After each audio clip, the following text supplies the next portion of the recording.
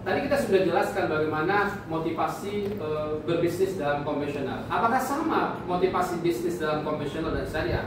Tentu akan berbeda. Yang pertama adalah kenapa sih orang itu berusaha dalam syariah? Yang pertama tentu adalah cari untung atau laba.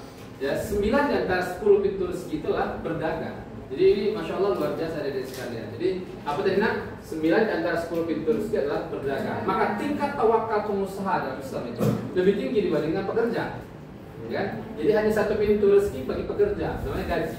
Jadi 9 kalau dikomplitkan maka akan lebih bagus. Ya, bekerja juga, berdagang juga. Jadi 10 pintu rezekinya. Lalu kemudian yang kedua adalah ibadah.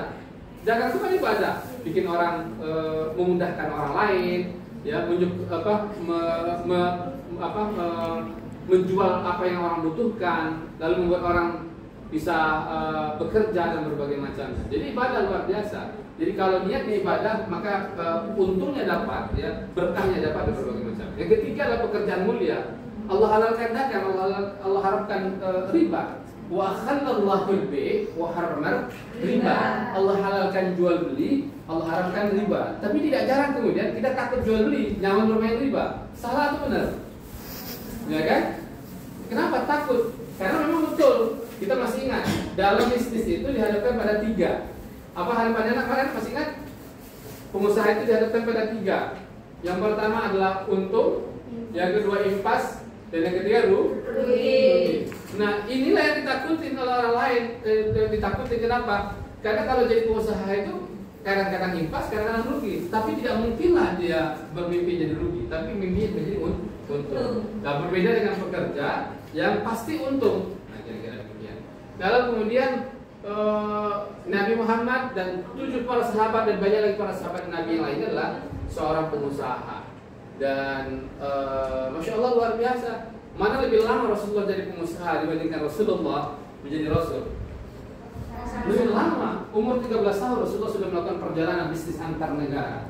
Ya, saat menikah, Masya Allah luar biasa. Ya, pada saat itu adalah mahar-maharnya adalah onta. Nah, jadi Rasulullah jadi Rasul hanya dari 40 sampai 63 tahun. Hanya 23 tahun. Itu artinya Rasulullah Nabi Muhammad yang kita teladani itu lebih lama menjadi pedagang. Bahkan ayahnya meninggal dalam perjalanan dagang. Kakeknya seorang pedagang yang luar biasa. Kakek buyutnya Hasim juga seorang pedagang yang luar biasa.